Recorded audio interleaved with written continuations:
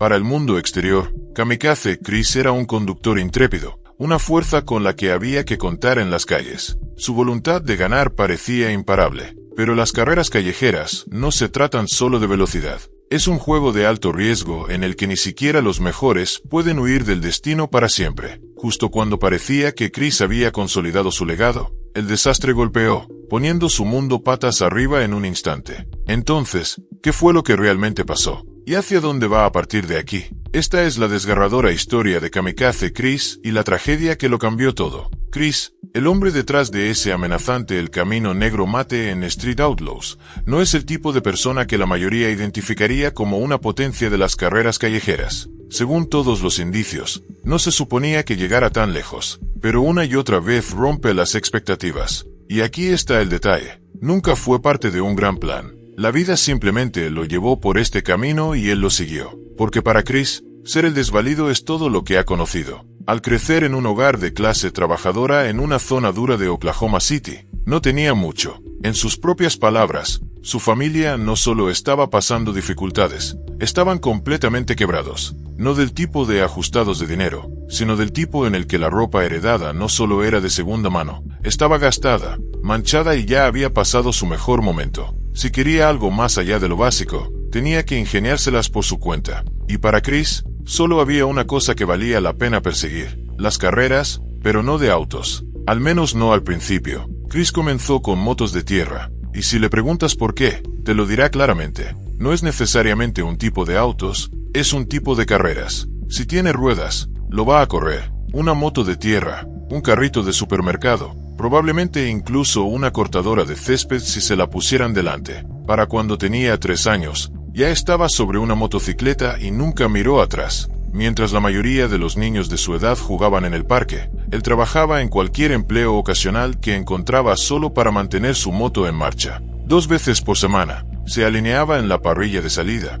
compitiendo contra pilotos casi el doble de su edad. Pero eso no lo intimidaba. Tenía hambre de ganar, amor por la velocidad y una ética de trabajo que lo distinguía. Esa ética de trabajo la heredó de su padre, un exitoso corredor de lanchas drag con una regla simple: si lo rompes, lo arreglas. Chris se tomó eso muy en serio. Cortaba césped, talaba árboles, bombeaba gasolina, hacía lo que fuera para juntar el dinero para su próxima rodada. Desde una bicicleta BMX hasta su primera moto de tierra, cada mejora fue ganada. Y una vez que probó la competencia real, no hubo forma de detenerlo. Por esa época, no solo corría, también ayudaba a otros a ser más rápidos, especialmente cuando se trataba de sus autos. En la preparatoria, cuando Kamikaze se cruzó por primera vez con Justin Big Chief Scherer, fue como si 2 piezas de un rompecabezas encajaran a la perfección. Ambos eran ferozmente competitivos, ambos vivían y respiraban autos, y ninguno retrocedía ante un desafío. De hecho, fue Kamikaze quien le dio a Big Chief ese apodo ahora icónico. Pero su vínculo no se construyó solo sobre la velocidad. Se forjó en las largas noches de trabajo en el garaje. Kamikaze no era solo el tipo que hablaba rápido y manejaba más rápido aún. Era el que estaba en la entrada de la casa, noche tras noche, metiendo mano al Pontiac Le Mans 1972 de Big Chief, mejor conocido como el Crow. Y para ellos, no era solo un auto, era la base de su amistad.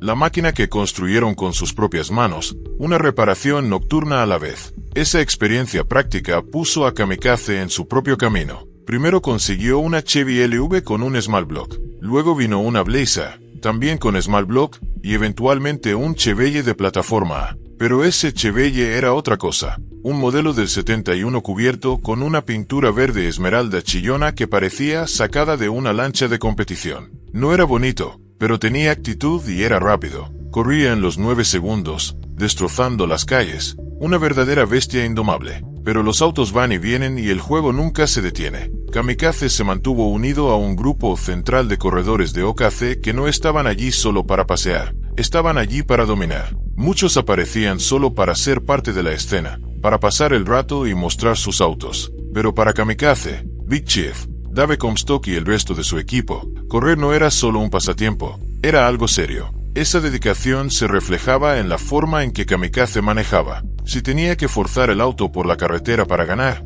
eso era exactamente lo que hacía. No era imprudente, era calculador, pero empujaba más fuerte que la mayoría. siempre caminando por esa delgada línea entre el control y el caos. De ahí vino el apodo de Kamikaze. Tenía una forma de hacer que incluso las situaciones más salvajes parecieran fáciles. Para él, manejar era puro instinto. Mientras algunas personas necesitaban una bebida para relajarse o distracciones para escapar, Kamikaze encontraba su paz a fondo, a centímetros del desastre. Ahí era donde prosperaba. La descarga, el filo, la adrenalina pura de saber que estaba llevando tanto a sí mismo como a su auto al límite absoluto. Eso era lo que lo hacía sentirse vivo. Y no pasó mucho tiempo antes de que esa actitud llamara la atención. Cuando se unió a Big Chief en Street Outlaws en su tercera temporada, llevó esa energía cruda y sin concesiones a la pantalla. El programa ayudó a llevar las carreras de aceleración al público masivo y Kamikaze Chris se convirtió en uno de los corredores más comentados del país.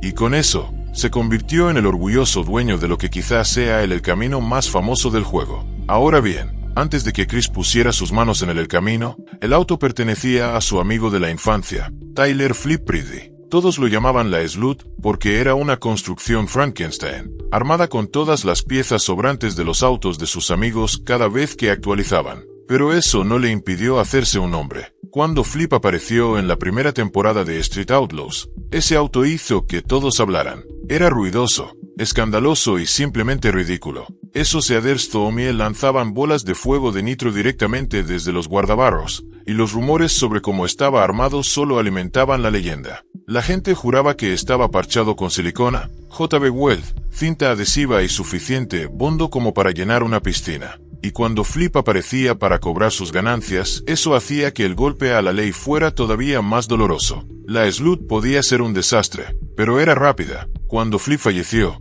su amigo de toda la vida, Justin Big Chief Gire, supo que solo había una persona que debía quedarse con el auto, Chris. Sin dudarlo, sin pensarlo dos veces. El coche había estado cubierto con una lona durante más de un año, acumulando polvo, esperando las manos adecuadas para devolverlo a la vida. Y cuando Chris finalmente giró la llave, el motor no solo arrancó, rugió, como si hubiera estado esperándolo todo ese tiempo. Pero un auto así no iba a salir del retiro en silencio. En su primera salida real, uno de los frenos traseros se trabó y se incendió. Y eso fue solo el comienzo. Poco después, lo había roto tan gravemente que necesitó una reconstrucción completa. Fue entonces cuando llegó a un acuerdo para instalar un motor 582 ya construido de un amigo. No estaba contento. Chris siempre había construido sus propios motores. Usar el trabajo de otra persona se sentía mal. Resultó que su instinto tenía razón. Ese 582 se convirtió en una pesadilla. 13 reconstrucciones en una sola temporada. Era como dirigir un equipo de Funny Car. Correr, reconstruir, reventarlo, reconstruir, una y otra vez. Era suficiente para quebrar a cualquiera. Pero cuando persigues la velocidad, eso es solo parte del juego. Chris ya estaba harto de los dolores de cabeza. Era hora de avanzar. Así que tomó la decisión. Metiendo mano en sus ahorros, se asoció con Graham Jones de Fast Times Motor Works para construir algo serio. Un 632 totalmente de aluminio con 4 etapas de nitro. Además de eso, él y su amigo se encargaron de una conversión de chasis trasero directamente en el garaje. El objetivo, simple, volver al top 10 de OKC. Para el verano de 2017, ya estaba de nuevo en la mezcla, ganando carreras y haciendo notar su presencia. Pero en el fondo, algo todavía no estaba bien. El auto no funcionaba como realmente quería, y conformarse nunca fue una opción. Bajo el capó, el tren motriz era una mezcla de piezas nuevas y ya probadas,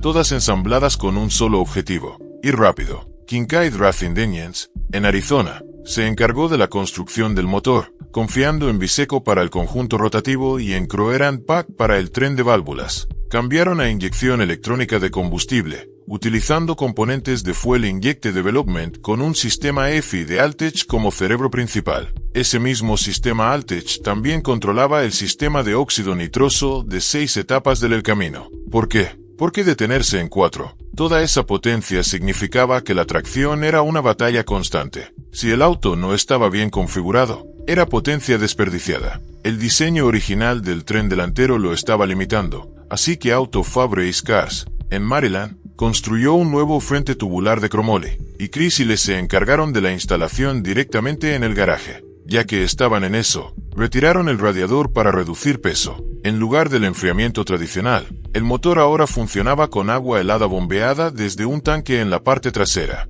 La suspensión fue ajustada a la perfección con coilovers ajustables QA1 y resortes PAC en las 4 esquinas, asegurando un equilibrio entre control y agresividad. La potencia fluía a través de una transmisión Powerglide directamente a un diferencial trasero Moser de 9 pulgadas, manteniendo intacta la configuración original de 4 brazos. Pero a pesar de todas las mejoras modernas, el auto no había perdido su alma G-Body. Seguía siendo un poco impredecible, un poco salvaje, justo como le gustaba a Chris. Sin embargo, pese a todas las mejoras, había algunas cosas que simplemente no podían cambiarse. La distancia entre ejes original del El Camino era de unas largas 117 pulgadas, y Chris señalaba que solo el eje de transmisión medía 62.5 pulgadas, nada ideal para un auto de carreras. La ubicación de la cabina, técnicamente un auto pero con la sensación de una camioneta, significaba que mover todo hacia atrás para mejorar la distribución de peso simplemente no era una opción.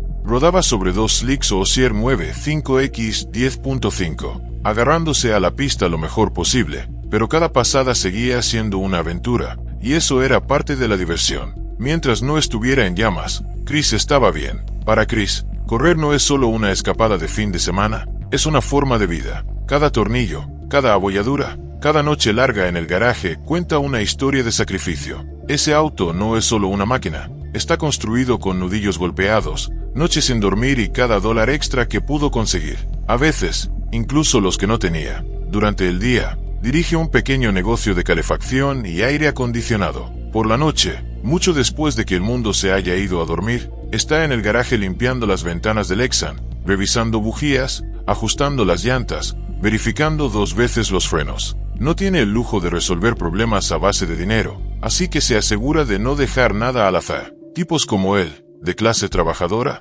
autofinanciados, corriendo con un auto construido en un garaje casero, no se supone que compitan rueda a rueda con los grandes nombres. Y sin embargo, lo hace. Más de una vez, el costo de las carreras lo ha llevado al límite. Ha estado completamente quebrado mientras competía en este mismo programa. Pero esa etiqueta de desvalido no es un truco, es simplemente la realidad. Él mismo te lo dirá. Es terco, es orgulloso, y eso es exactamente lo que se necesita para construir, correr y ganar con un El Camino. Claro que no lo hace solo. Detrás de cada gran piloto hay un equipo, y el apoyo de empresas como Altech, Speedmaster y Wolf Aircraft Products lo ayuda a seguir en la pelea. En esencia, el auto de Chris representaba pasión, sacrificio y una determinación de todo o nada. Cualquiera puede construir un auto de carreras con suficiente tiempo y dinero, pero lo que distinguía a Chris era su negativa a dudar. Vivía bajo una sola regla: ir con todo o no ir. Esa mentalidad le trajo éxito, pero también lo puso en un camino peligroso. Las carreras callejeras nunca han sido seguras, y Chris Kamikaze lo sabía mejor que nadie. En julio de 2020, mientras grababa Street Outlaws, su legendario Chevy El Camino 1981 fue completamente destruido en un violento accidente. Casi todo se perdió: la carrocería, el chasis, el motor y los turbos, dejando solo unas pocas piezas aprovechables. Peor aún, el auto ya venía presentando problemas, pero cuando otro piloto lo retó, Chris no pudo alejarse. Ese El Camino no era solo un auto de carreras, era el que más amaba. Perderlo fue un golpe emocional, pero Chris se negó a rendirse. En lugar de eso, convirtió el desastre en un regreso. Subastó piezas firmadas del choque, incluyendo el volante, la llanta y el disco de freno, y las ofertas superaron rápidamente los $10,000. Cuando prometió cocinarle una cena con bistec al ganador si llegaba a $25,000, los fanáticos se volvieron locos, y el dinero fue directo a su siguiente proyecto. Ese proyecto se convirtió en un Corvette TC5, impulsado por piezas rescatadas del propio El Camino. De alguna manera, el auto viejo seguía viviendo en el nuevo. Chris también expandió su marca con Kamikaze Motorsports y su canal de YouTube, Kamikaze Life, que rápidamente ganó una gran cantidad de seguidores. A pesar de este éxito, los fanáticos quedaron sorprendidos cuando Chris desapareció repentinamente de Street Outlaws. En julio de 2023, confirmó que no regresaría para No Prep Kings temporada 6, pero no dio ninguna explicación, alimentando los rumores. Aún así, una cosa estaba clara: nunca dejó de correr. Chris continúa compitiendo en todo el país, enfocado en su corbete y avanzando con el mismo impulso audaz y temerario que siempre lo ha definido. Su historia está lejos de terminar.